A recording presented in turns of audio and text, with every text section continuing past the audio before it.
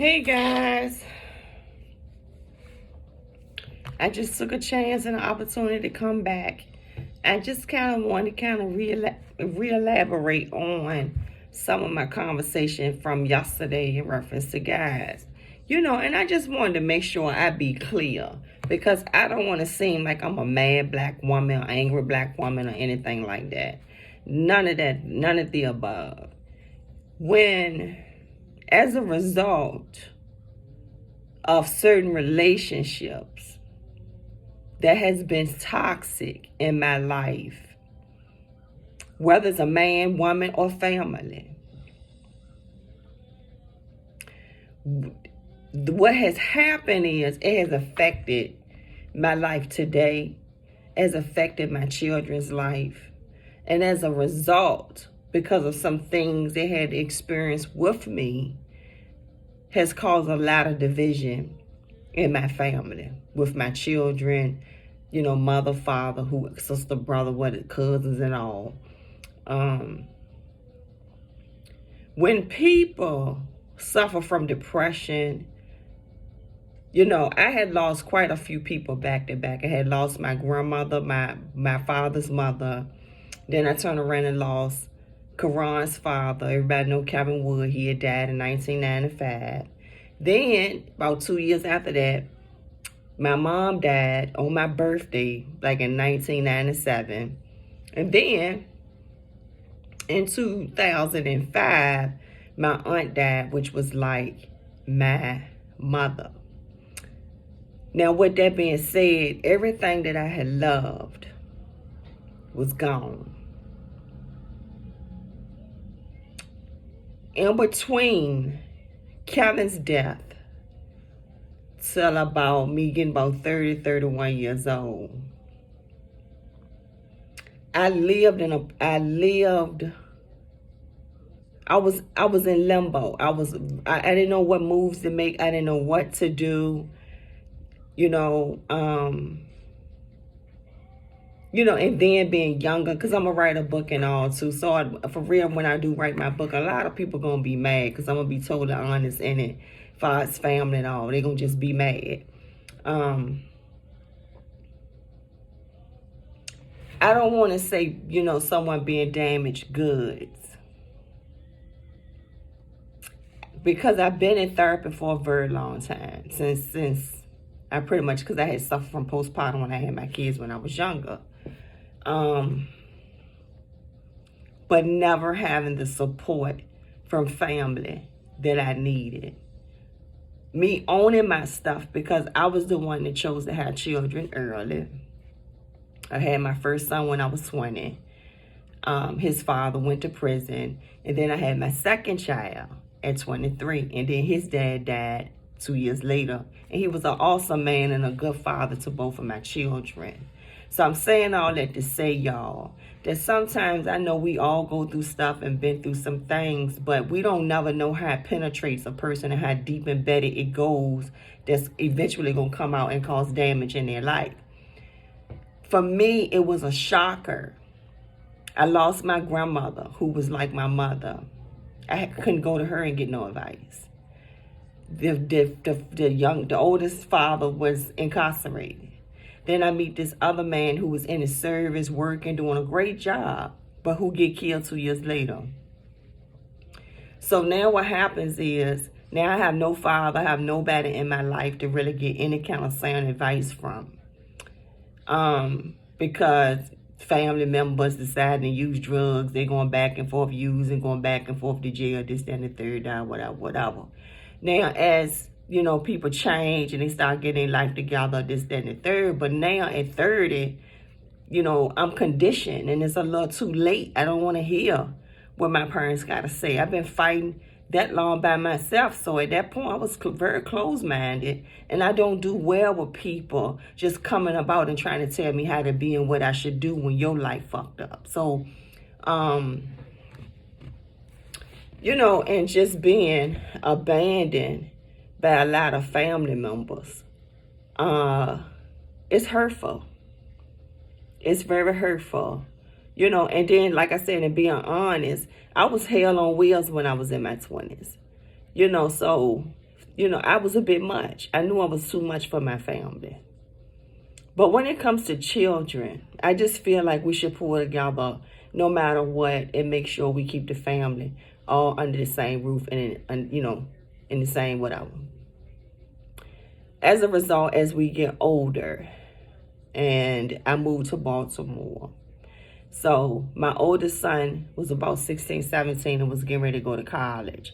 The youngest one probably was 14, 15, something like that. And he kept getting in trouble. I'm going to make a really good point so y'all can understand where I'm at, especially when it comes to men. He gets to Baltimore. He wound up having a fight almost every single day. And I moved here because I wanted a change. And I didn't move into the, you know, that's why people call me bougie. I don't live in messed up neighborhoods. I don't live in hoods. I don't do stuff like that. A lot of times I probably would live above my means because I'm trying to give my children a better life or a different side, you know, and get them to be able to mingle with other children that's doing great things in their life. So if that was the price I had to pay, then I was willing to pay it. So the oldest one goes to college and I'm stuck with the youngest one. And this thing breaks my heart. So I gets into this relationship with this guy who is 10 years younger than me. Being in Baltimore brought the dragon back out. People are so aggressive and so mean-natured, backstabbers, untrustworthy, the whole shebang. It's terrible. So I try to get this guy the benefit of the doubt. He won't my type. That's why I was just saying I don't want to be in no situation where I got to be, you know, married or tied down to someone I'm not attracted to. So when I realized he was playing games, he was more into the fact that he felt like a beautiful older woman, older than him. And, but he knew. What bothered me and what kicked off to the fight of a lifetime was the fact that when I realized, dude, that you wasting my damn time, I have no problem if you want to go out here and go be with somebody else. We grown. Just let's have an adult conversation. You can go ahead, because see, I was done anyway. For real won't happen. I was just trying to be nice, because I ain't trying to be that bitch nasty broad that I know I could be. So I wanted to do something different, and I wanted to sow into him what I had believed God to sow from a man with me. Being genuine, kind, and compassionate, no matter what that man's situation was. I was going to just accept him. He had potential. He wasn't no broke down pitiful type dude. He had a lot of potential. But as a result, this is what I'm getting to. My son had to fight every day because guys was picking on him.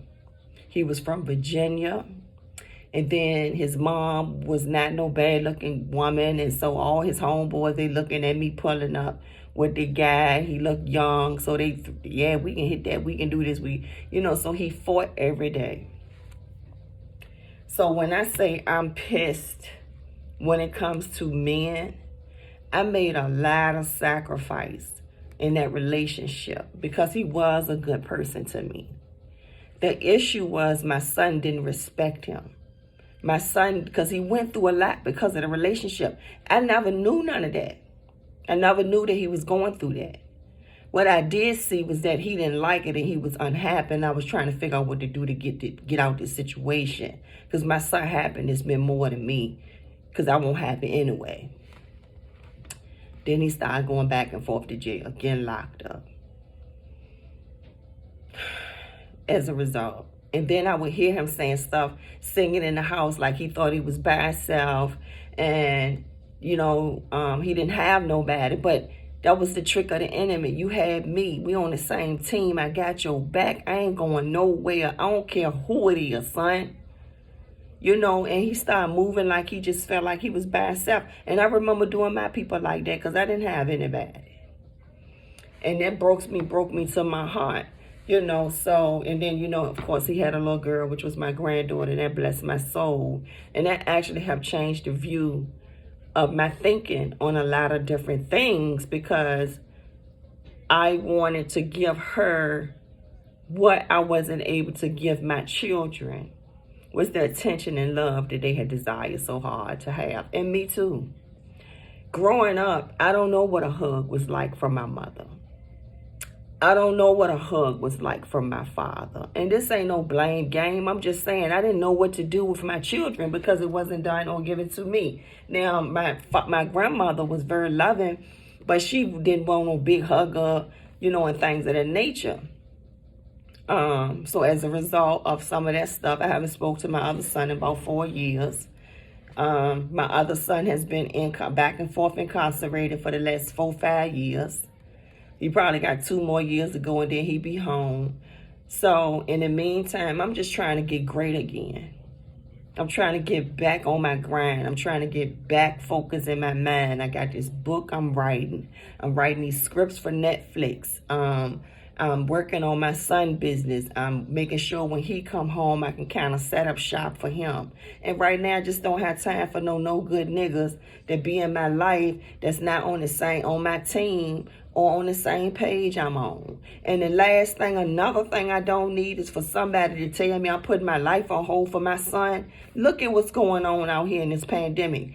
I'm homeless. I'm by myself. Everybody needs somebody.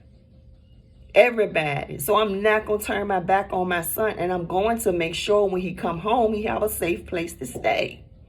So I'm going to do everything back in my power. I've been a business owner. I'm in school. I'm writing this book. I'm writing this script for Netflix. I'm not just not doing nothing. I'm writing about his life, my life, and the things that we've been through. And I do believe the world will love it and they will be entertained by it if only people really knew. But God is good because what he's doing for real, to be honest with you, he's isolating me. He's removing anything that's not of him away from me, because that's what I pray every day. If it's not of you, God, uprooted, destroyed at the root, kill it, and send it back to the pit of hell where it came from. And as a result of that, he's removing a lot of different people out of my life. And what my therapist told me? She's saying, when you do get back on your feet, Rhonda, don't fool with them people. Don't fool with them. It doesn't matter if they're your kinfolk, your blood folk, they don't got your best interest in hand. And then if they want to wait till you get back on your feet and invite you all over to do this and do that, they don't have no good intentions for you. Even though we all get sometimes when people going through some, people tend to run from that, but it's all good. I know for me, I ain't gonna have no 3-4 bedroom house and let not now one of my siblings, mama, daddy, cousin, nobody not have nowhere to sleep. That ain't happening. So I can't wait. I'm excited. I know God is doing some big things. I've already got some responses on some stuff, but I just wanted to clear up why I said and feel the way that I feel when it comes down to these no good men. I have been through a lot when it comes down to men. I have been taken advantage of sexually, when I was younger, just trying to be grown. So that's why I never reported it or anything like that, because I shouldn't have been in the setting that I was in at 16 years old. Trying to be grown, and that's one of my passions, is to help some of these young girls, stay focused, go to school, get you a career goal, focus on that, get you a plan for life and stay focused on that. Because I didn't have that type of advice. Nobody told me none of that when I was younger. I was busy chasing the dumb stuff coming up. And it breaks my heart. So I'm going to fight to the fullest to make sure my son has stability when he comes home. And because I'm going through a lot, I can tell you, he don't have a whole lot of faith in me. And all that hurt, nobody do. No mama, no daddy, nobody, no cousin, nobody, no none. I have accomplished things. Ain't not one person said congratulations. I see y'all people that I have posted up saying that I have now, got accepted into the University of Maryland. And I appreciate all the thanks. But guess what? It ain't not one family member on there. It's not one friend member on there. And so all that bothers me. I try to support everybody. And one thing I'm not going to do is pass this foolishness down foolishness down to my granddaughter. If I put a picture up of my granddaughter, y'all niggas need to say something. That's hurtful. Because I'm not the only one looking. She's looking too, and she's like, dang, Grandma, why ain't nobody? You know, y'all don't understand that hatefulness stuff that we do. Oh, look at this. Oh, look at that. And y'all just not going to respond. Yo, sometimes Facebook, and right now what it's been in this pandemic, it either can be uplifting or it can be downlifting. You can be shut down. You know, and I'm trying to tell her, don't worry about what other people think. You are beautiful. But for me to have these conversations with her, because she don't understand why she getting 2 likes, 3 likes, and this, and she the bomb. And then I got to see my friends comment on everybody else's page, but they act like they ain't got a goddamn thing to say when I'm saying something about my family, or if I'm just saying something funny. You know, I do appreciate everybody that do support, but when it's a pandemic, yo, I'm trying to figure out how to make money at home. You know, I'm trying to get this YouTube thing down. I'm trying to get this learn how to market this social media. I'm not playing no games. I've been taking classes and all. So for those that just don't have no intentions on support and you just want to be on my page to be nosy, please leave. Because I don't need that. I don't need that. I can feel the energy through it. I got God in me. I hear when he talking. You know, so if you don't got my best interest at hand, family, friend, foe, whatever, get off my page, please. I only want positive people on my page. I want uplifting people on my page. I don't have no time for all that jealousy and hating. Get off my page. That's all. Men all on there, they just being nosy, trying to check the temperature of what's going on. Is she with somebody? Is she singing? Is she this? Is she that? Leave me alone. That's not the way. So on that note, y'all, have a blessed rest of your day. And may God be with you forever. Blessings and peace to you. Bye.